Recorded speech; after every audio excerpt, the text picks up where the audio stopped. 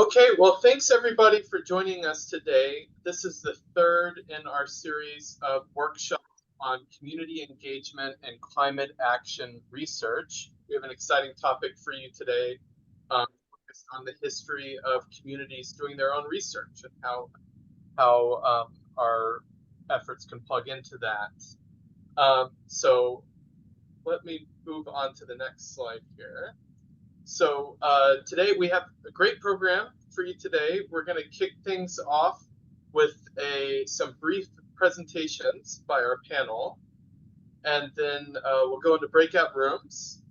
We have a few questions for discussion there based on today's topic, and then we'll come back to the main room here and have a little bit more of a brief readout and then a panel discussion based on some of the topics discussed in the breakout rooms. A couple other things I want to say before I turn it over to our moderator today is that this series of workshops is funded by a grant from the Strategic Growth Council of California. So we're very excited to be able to do this work and bring folks together to really talk about the best practices in community engagement around climate action, climate resilience research. And the only other thing I'll say before I turn things over is that we will have a survey at the end. I think Zoom will ask you to complete a survey once we end the meeting. And so I ask you to please do that because we really are interested in getting your input. So now it's my pleasure to turn things over to our moderator today, Greg Macy from the UC Irvine, School of Law. Greg? Thank you, Nick. It's great to be with everyone today, and got a lot to cover, a lot of conversation that I think is going to be very important. The subtitle of today's conversation is Centering Decades of Community Research in Climate Action Grants. And so the immediate audience for this, but by no means the only audience, is those of us who received these grants under the California Climate Action Initiative. And we received them because we are subject to and pledged to follow various requirements, right? That we would engage with community partners, that they would serve as co-principal investigators, that we would carry out our research according to cutting-edge approaches to community-based participatory action research that are meant to replace the extractive practices of old, right? With communities as fellow researchers who take part in the design of studies and the collecting and analyzing of data and the co-learning process that follows thereafter.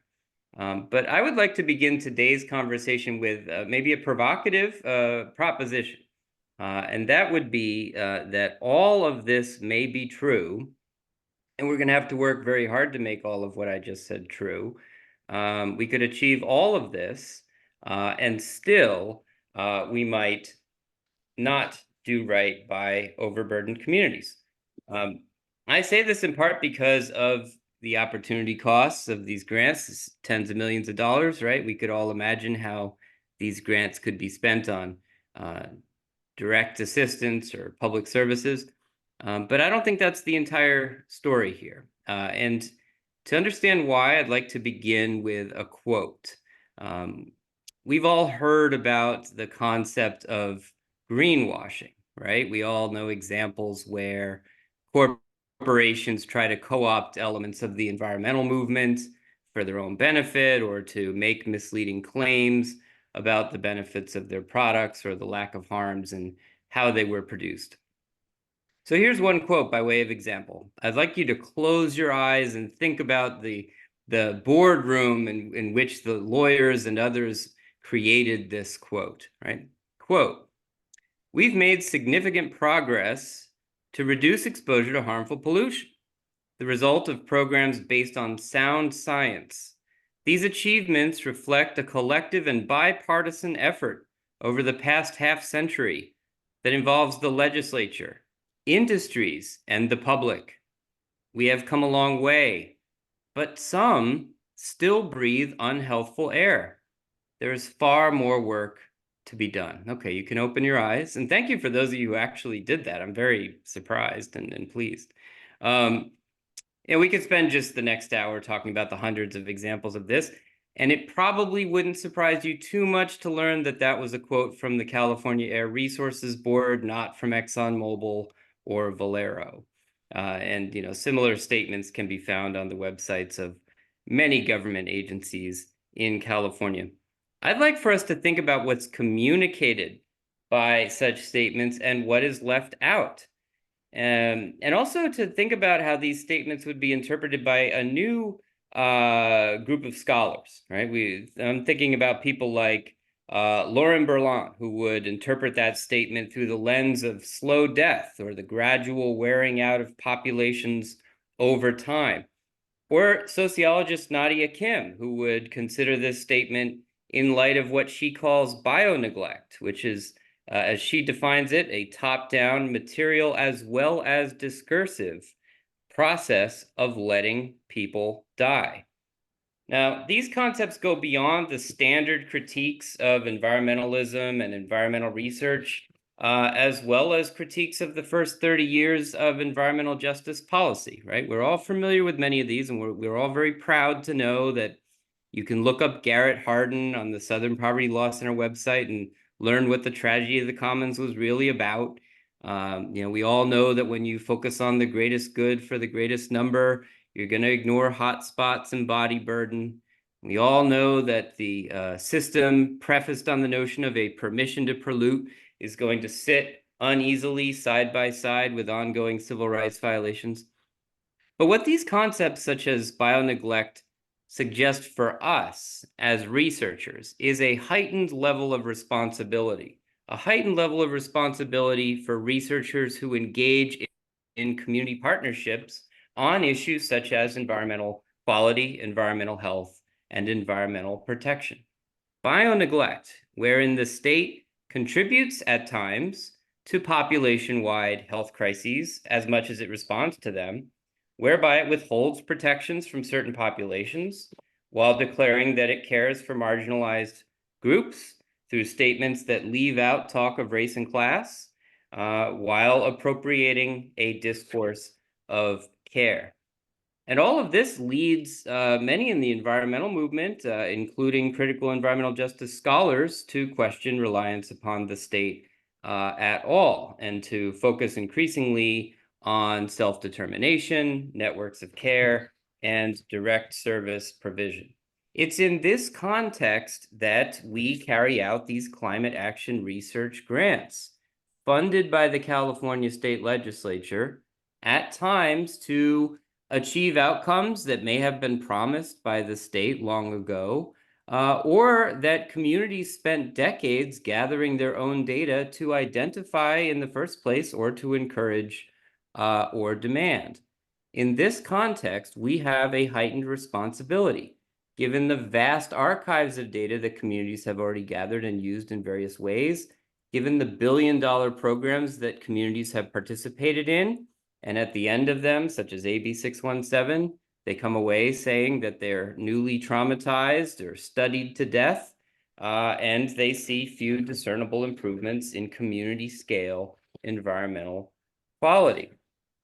It's in this context in which communities, which for various reasons are already exhausted, are asked to participate in climate action research. And they tell us, for myself as recently as Friday, they tell us things like, quote, "I just want to see an improvement in environmental quality," or, quote, "I just want to see a change in the distribution of harms." So in many ways, we have an imperative to go beyond what we consider as researchers as cutting edge approaches to community-based research. And what might this look like? What should this look like? Right? This is the topic of conversation for today. And there's plenty of ideas out there, and we'll get into some of them in small group and when we come back together to wrap up. But we've got a great panel to talk about these issues today. We have Maria Cadenas, who is Executive Director of Ventures. We have Xochitl Cortez, who is co-founder and executive director of Frontline Catalyst. And we have Catalina Garzon Galvez, who is principal practitioner of Create Praxis, which stands for Community Research and Education in Action for True Empowerment. And so as we listen to the presentations and as we break up for small groups, I want us to think about the responsibility that we have and how we can go beyond what we currently consider the cutting edge of community partnership and community-based research. And with that, I turn it over to the presenters.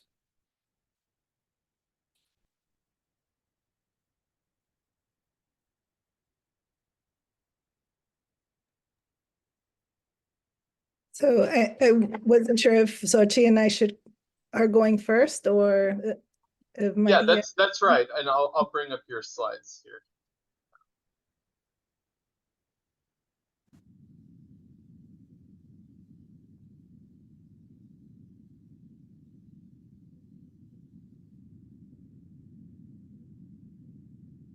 Okay, take it away.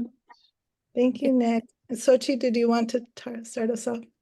Absolutely. So before we move on to the slide, in this particular presentation, we called it Community Initiated Research Partnership in Action, Oakland Youth Advancing Climate Action. But before we dive in further, I just wanted to say thank you to everyone here. I know that this is a very exciting project, at least for us, for Frontline Catalyst. It's one of our largest funding opportunity for our YPAR project. So that's a big blessing for us. But I wanted to take you into a story of how it all came about. And I know it was competitive, and I know that there were a lot of people who applied who didn't get it. And we went in saying, well, let's try. Our chances are small, but let's try anyways.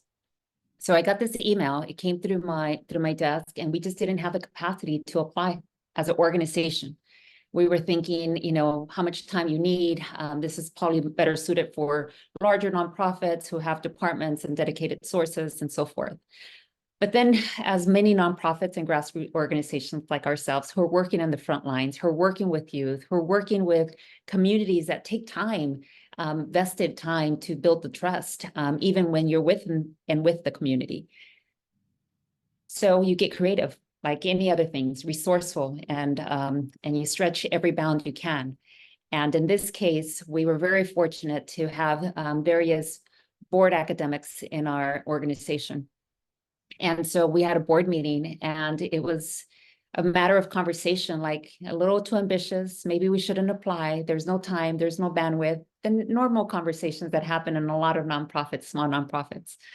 So those researchers who work for nonprofits, this is a pitch to you. Continue doing it. We need the help. So we volunteered one of our board members who was the most closest to the environmental sciences to see if he would be the lead principal investigator. And, he stated he didn't have time and all the good stuff. And it was another plea of, we need this, the youth need this. And with that, we took forward. So Tony Marks became our investigator, principal investigator, and we're very thankful. He's now off the board to be unbiased and so forth. But it was that kind of story. We had other community partners that were already doing research with Frontline Catalyst around air and lead testing and all this other environmental work. And so in that nature, it was about pulling the communities together that we were already working with. We're already doing grassroots work in our backyards. So called over the East Bay academic young scientists, and then we called Courage, the Communities United for Restorative Youth Justice, who was doing a lot of engagement in the community and parks and family engagement, and also serving impacted youth.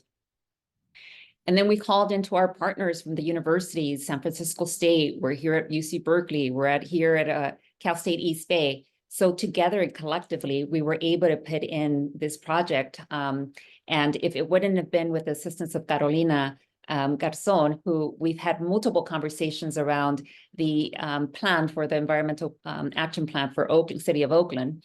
And she was part of the pioneering force behind that. So it's always, as nonprofits, it's people that you feel you're not able to touch, you're not able to collect fast enough, that you don't have always the relationship as researchers, because we're not necessarily doing the work when we're actually working in the trenches of how do we get from where we're getting youth at to where we want them to be. So in that process, Frontline Catalyst, even though we were doing a lot of programmatic work, didn't have that capacity for research. Yet our youth are doing research. Our youth were testing the lead, our youth was testing the air, but we didn't have the resource or the skill sets to be able to quantify it in such a way, put the percentages, continue doing research from outside, and then put it in parallel with the youth.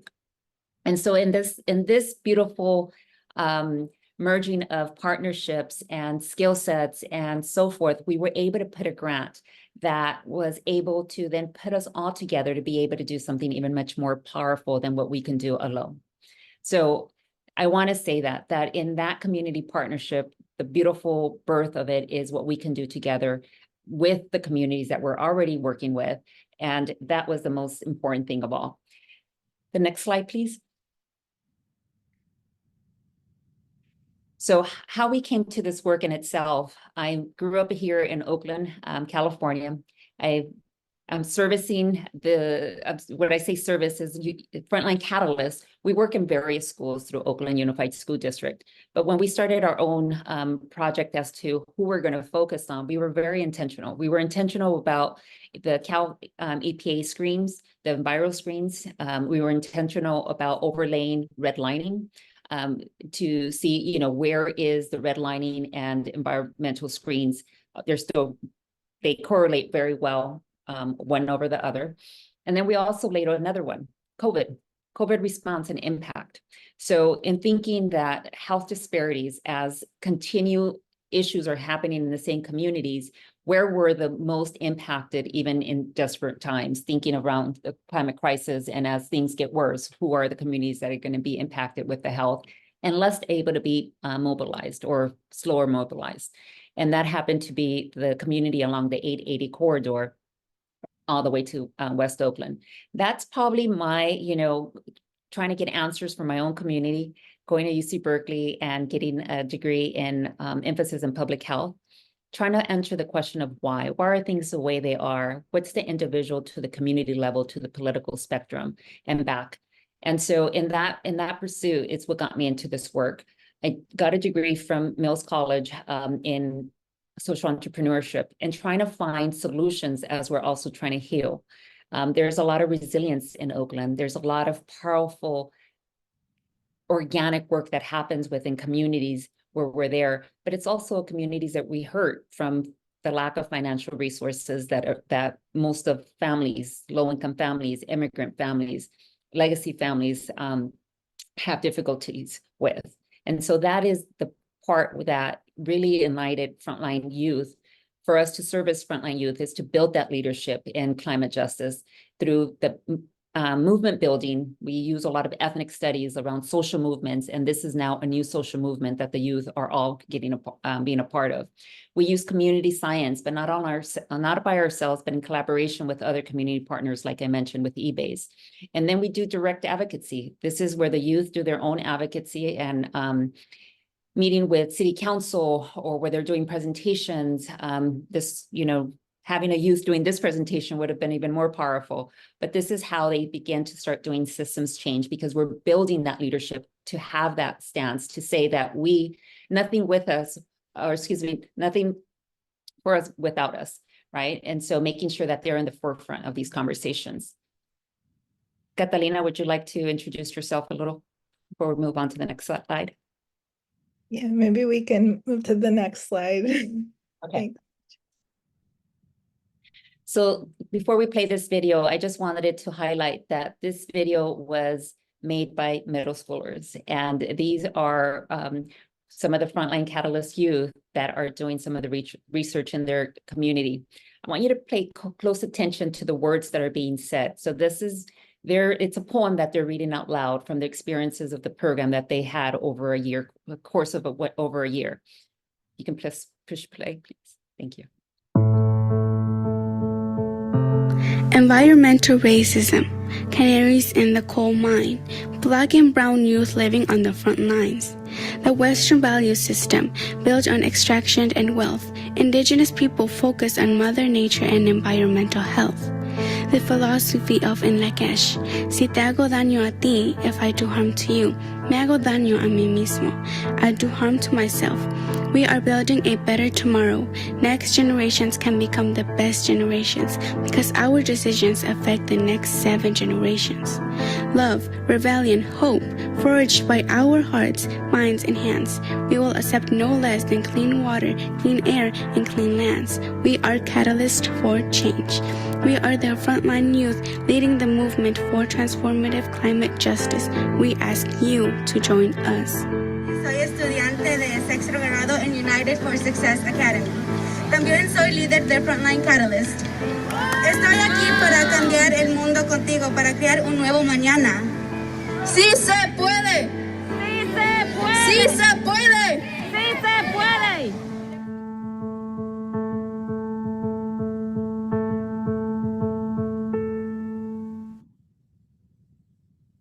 Thank you. Next slide, please.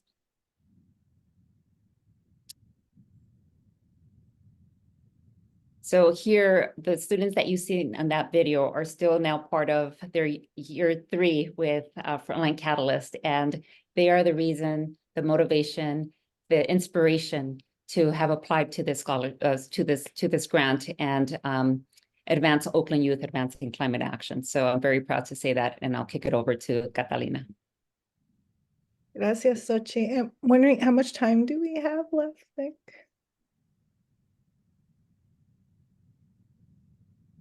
Yeah, probably just a couple more minutes for this segment. Thank you. We could go to the next slide, please. So this is an example of some of the Frontline Catalyst youth carrying out some of the community assessment activities to gather data on environmental conditions in their communities. And this is essentially what we'll be doing as part of this OYACA project, is through piloting a climate science and leadership development curriculum, engaging youth ages 10 to 24, so a very broad age span, middle school age to young adults, in conducting these kinds of assessments in their home schools, recreation centers, and local parks. Next slide. And so in addition to the curriculum we're piloting with the youth participatory action activities I just mentioned, we're also evaluating whether engaging youth in these activities increases their awareness, confidence, and ability to advance personal and community action to improve climate resilience. And we're doing that by also engaging them in policy action, advocacy, and organizing campaigns in their communities and at the state level. Next slide. This is just how we're organizing ourselves as partners in this collaboration to carry out the project activities. So we have a number of work groups to carry out different components of the project. And then we're also being advised by a 6-member technical advisory committee with folks ranging from, policy experts to youth organizers to science educators and academics on the committee. Next slide. And I just wanted to share 2 projects that precursors to our work that I think are examples of research to action projects in Oakland on climate resilience and adaptation that have really laid the groundwork for OYACA's work. One is a community-based adaptation planning study that I was involved in with the Oakland Climate Action Coalition in 2010 and 2011 that was funded by a public interest energy research grant from the California Energy Commission. And at the time, CEC didn't allow us to include a coalition or community partner in the budget. So we had to come up with a reciprocity arrangement with the coalition to essentially engage coalition members, which was that we would co-chair their resilience and adaptation subcommittee in order to engage coalition members in the study and contribute in that way to the coalition infrastructure and work to advance community priorities around resilience in Oakland's energy and climate action plan. And then after the publication of the study, which looked at local climate change impacts and identified potential adaptation strategies to address those impacts, especially in vulnerable communities in Oakland. OCAC developed a People's Resilience Plan that complemented the Energy and Climate Action Plan content on adaptation, building on the study, and then ultimately went on to lead the community engagement component for the Energy and Climate Action Plan update in 2020. Next slide. Another example of a community participatory action research project that we worked on that set some foundation for this work was the photonovela project we did with Communities United for Restorative Youth Justice from 2012 to 2014 to support their successful organizing campaign against proposed gang injunctions in Oakland. So with this project, we drew on art-based research methods like photo voice and theater of the oppressed to engage a group of youth at Dewey Academy, a continuation high school in Oakland Unified School District, in developing a storyboard, characters, and dialogue for a photonovela that really centered their ideas for community-driven alternatives to the school-to-prison pipeline and criminalization of youth of color in Oakland. And this vision, fast forward 10 years later, is now being realized this summer in the opening of an Oscar Grant Youth Power Zone at the Fruitvale Transit Village that will be effectively owned and operated by Courage. And their vision is to create a community climate resilience hub at the space that really centers youth in mutual aid and other community-driven emergency preparedness and safety activities in the community. So with that, I think we can segue to the next piece. Sorry for going a bit over, and welcome any questions you might have either in the breakout rooms or other portions of the webinar. Thank you.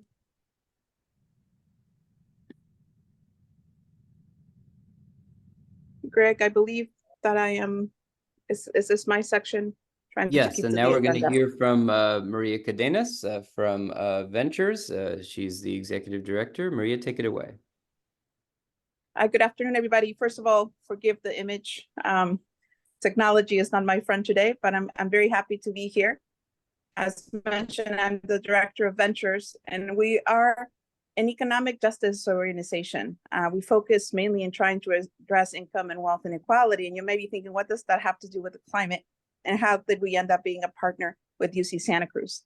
We've been working with investigators and researchers and academics for a very long time and looking at all the connections that impact the well-being of people. And that really comes down to climate, to economic stability, and just being able to thrive overall. So what I'm going to share is a little different than what we heard from Catalina and Xochitl, which I'm very grateful for their leadership and guidance. I'm going to share the point of view from our standpoint as a CBO, working predominantly in rural Latina immigrant communities, and what research looks like from that perspective, and what to keep in mind.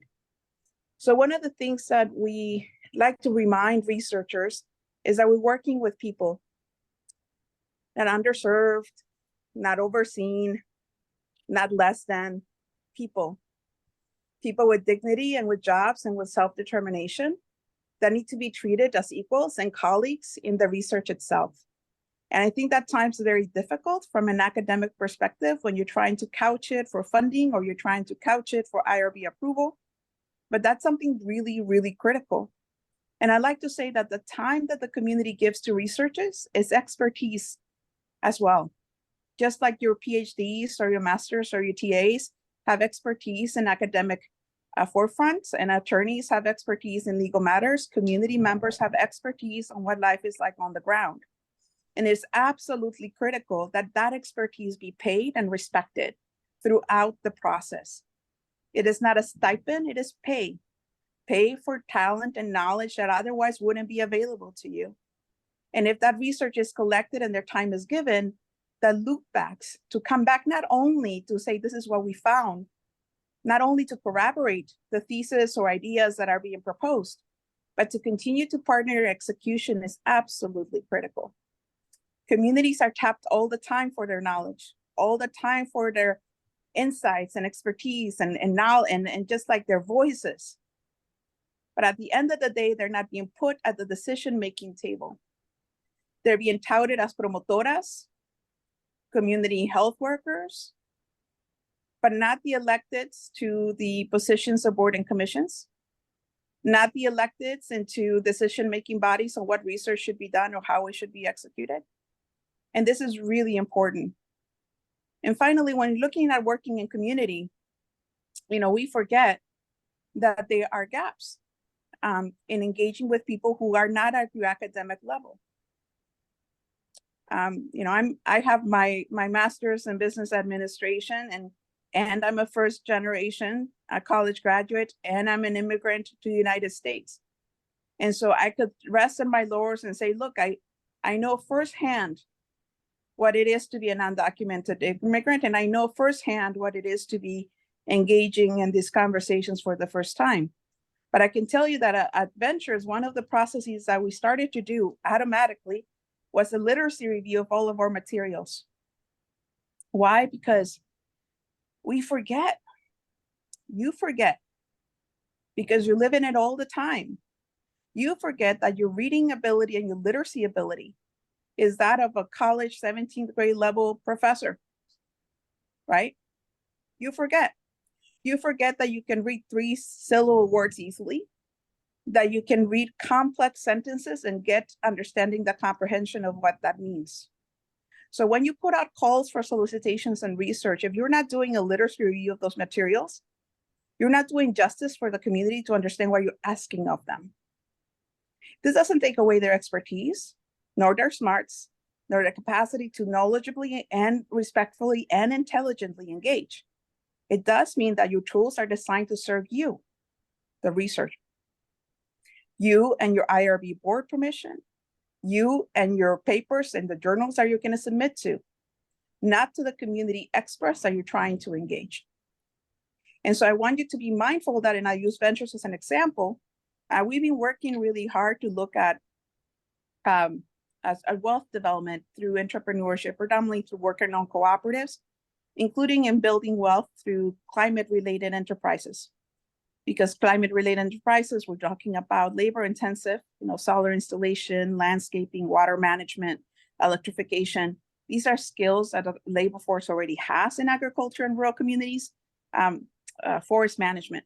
So if we can translate that into their new jobs in which they're the owners, we think that'd be a great benefit, both to the response to climate, but also to the wealth building that provides stability and well-being overall for the communities long-term. In that proposal, we started to look at what it would look to create a worker cooperative in a way that address all the barriers that and this is specific to the rural Latina immigrant had in the Central Coast. To give you an idea, the average reading level is 3rd grade, right? That's a very low level. They speak Spanish or indigenous languages, which are not written languages. So when you add just those two factors into business ownership, it limits the contracts, it limits your marketing, and limits what tests you can get for licensing. So looking into all of those questions, we started to create a model we call it Futuro, and happy to talk on another time more in depth about that. But part of what we wanted to figure out is, well, how do we create the tools that go over those barriers, right?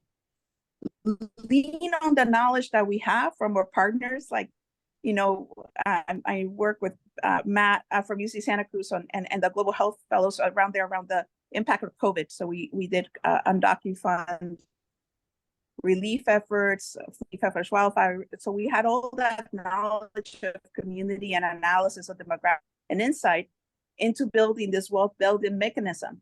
And we took all of that in conversations with community. It took us about 2 years of planning and design with farm workers and micro entrepreneurs and ladies selling tamales and say, hey, what do you need?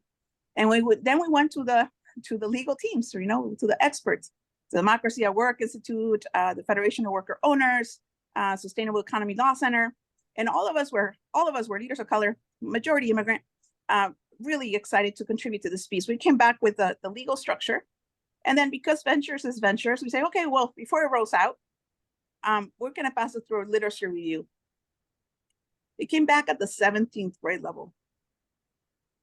Again, I'm not dismissing that sometimes because of the system and structures, legal things are legal things. There's no way we can bring them down to the 3rd grade level, but we can do better than the 17th grade level. And this is with people already committed to working in community. So the recognition of the gaps that we don't even see anymore is really critical. And that gap is not a reflection of the lack of capacity and intelligence of the community. If anything, it's an indication of the ways that we have failed our communities.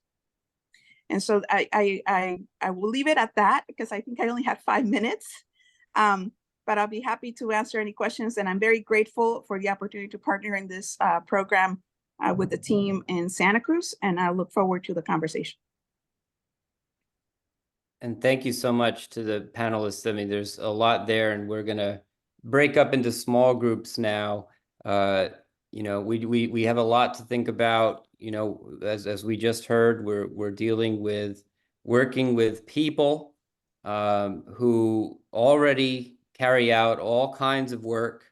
They don't have certain kinds of capacity, but they're already doing tons of their own testing, tons of their own research, tons of their own organizing. They're tapped for various reasons, and yet they're not given a seat at the table for various decisions.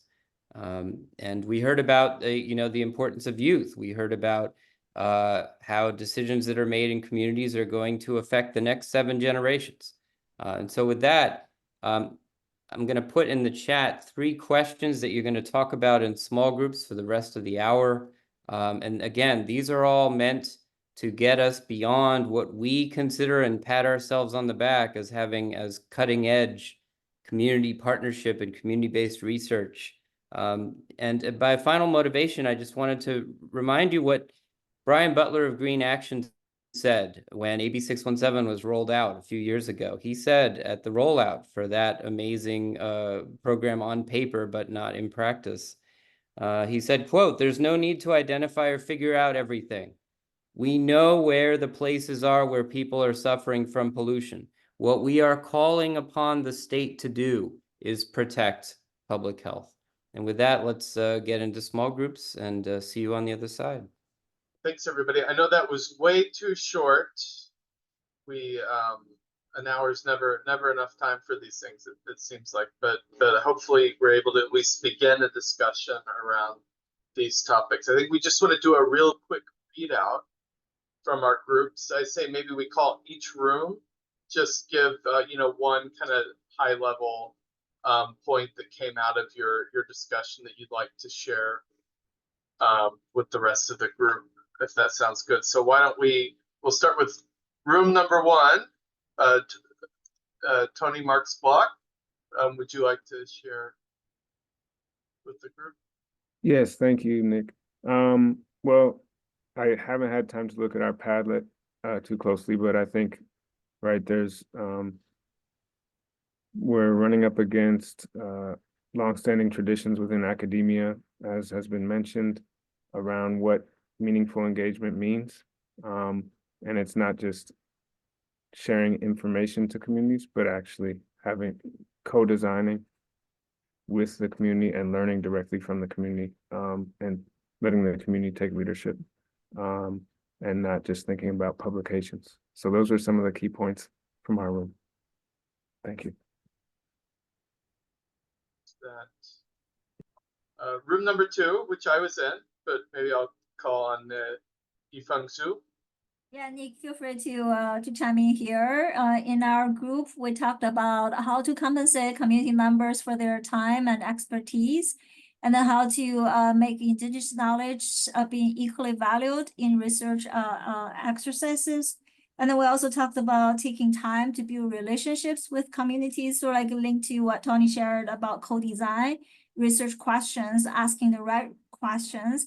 And we also think it would be really helpful to have longer time during the research proposal development stage so that the co-design can really come through in the proposal stage. Thanks for that. Room number 3, Steve Allison. Hi, we didn't really have too much time beyond the chance to do introductions to discuss the questions, but we did talk a little bit about the need to continue centering communities in the response to the, I guess, needs of the state, or the programs of the state, the efforts of the state of California and probably other states around the country to actually be accountable to address the problems that environmental and climate, other problems that the state is responsible for, and making sure that communities are centered in that process of accountability. Thank you. And room number 4, Matt Spark. Hey, so likewise, we didn't have a huge amount of time to get into the details, but Jesse Marquez kindly shared some examples and put them in the Padlet of areas where state regulation was not really addressing the collection and management of milestones data that it was supposed to be addressing, and that their community-based organization, by contrast, brought community-based knowledge to point out those gaps in state milestone monitoring. Our group also included Maria Cardenas, so in a sense, I don't need to say so much more about all the things Maria shared with you all just previously about what their her community-based organizations ventures has been doing to build trust and shared knowledge in the community around building resilience for farm worker communities in the Central Coast area. And it's from that, I mean, I speak as the PI for the project that Maria is and her group are co-PIs on. And you know, we are basically beneficiaries of a lot of the expertise that she's been building up over time, and I'm continuing to learn from it as we move along, including some of the real challenges of getting resources into the community, and how we can use some of the strategies Ventures has used in the past to get those resources out there. Thank you. And thanks everybody for participating in those discussions. Sorry again that it's short. Hopefully this will just be the start of the conversation. And now I'll turn it over to Greg. We have a few more minutes for panel discussion. And of course, this is a metaphor for all the problems, right? You know, we only had a couple of minutes to go over all of this, you know, the strictures of academia allowed us to come back having only talked for a few minutes. But I just want to say a few things in summation. The 3 questions that you were asked to think about, I would treat those as just a rubric to have front and center and to go back to time and time again, right? Community-based research is a practice. We're never going to be perfect at it. We always have to try to improve. And so that's what those questions meant to get us to think about. In terms of other resources, there's plenty. 2 that you might want to consider. One is Gwen Ottinger just published a paper that I think is really important. And we talk about all different forms of justice: participatory, distributive, recognitional, right? Her work recently is really about epistemic justice, right? How even when you do everything that you can to have communities participate and even be recognized, you're still going to fall short.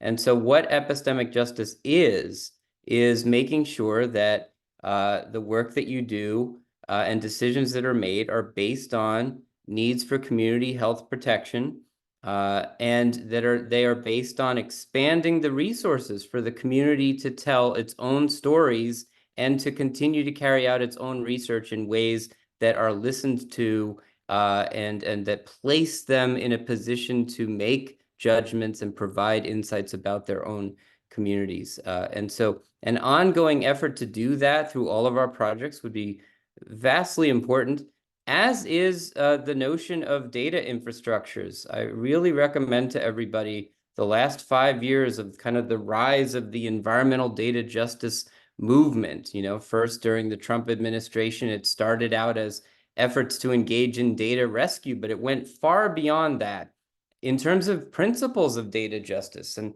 here's one definition that's provided by a consortium of activists and engineers known as the Environmental Data and Governance Initiative.